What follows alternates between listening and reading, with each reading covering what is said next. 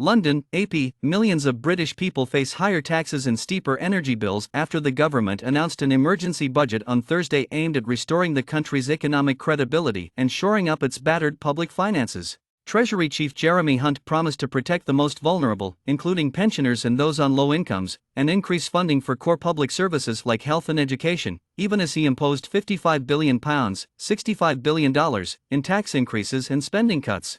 Hunt acknowledged he was delivering a substantial tax increase, with measures that include higher taxes on top earners and levies on some businesses. Just 3 weeks after taking office, Prime Minister Rishi Sunak's government faces the challenge of balancing the nation's budget while helping millions of people slammed by a cost-of-living crisis as Russia's war in Ukraine pushes up energy prices and slows economic growth.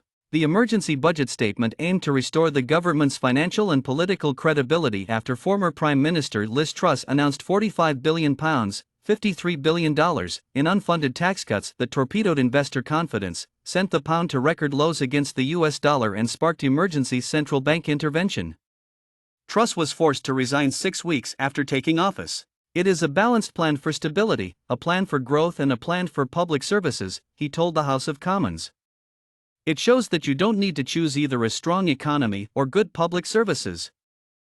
Facing pressure to tap huge profits of oil and gas companies to help fund support for struggling Britons, the government raised its windfall tax from 25% to 35% from January 2024 to March 2028. Electricity generators also will have to pay a new temporary levy of 45%.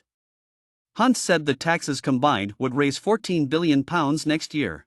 Pensioners and people on welfare benefits will see their payments increase in line with inflation, while millions of workers on the minimum wage will get a 9.7% increase in April, Hunt said. Millions of households face higher energy bills, however, when a price cap goes up from £2,500 a year for the average household to £3,000 in April.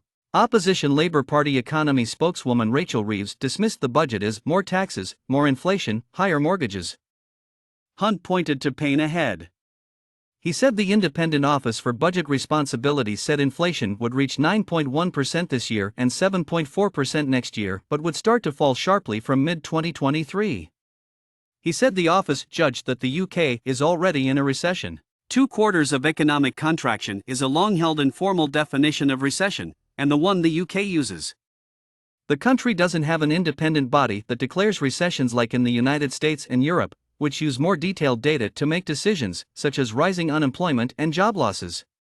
The job market is still strong in all these countries.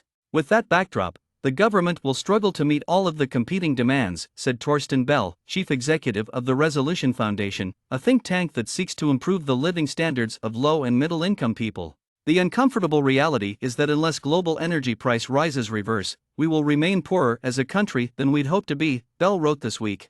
But resources are limited, with Sunak facing a shortfall of at least £40 billion, $47 billion. The budget comes against a grim backdrop, with the war in Ukraine, aftershocks from the COVID-19 pandemic and the economic strains of Britain's exit from the European Union all weighing on the UK economy.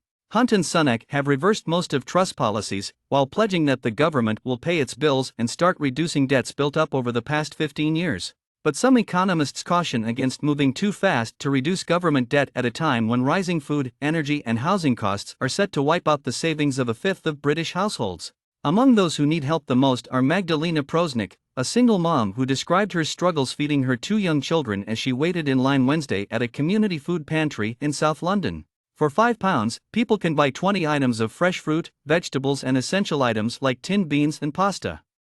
But items like eggs, which have shot up in price, are in high demand, and there's only enough for those who come early. Anna Stover-Packham, who runs the pantry, said the numbers of families buying food from them is creeping up slowly but steadily.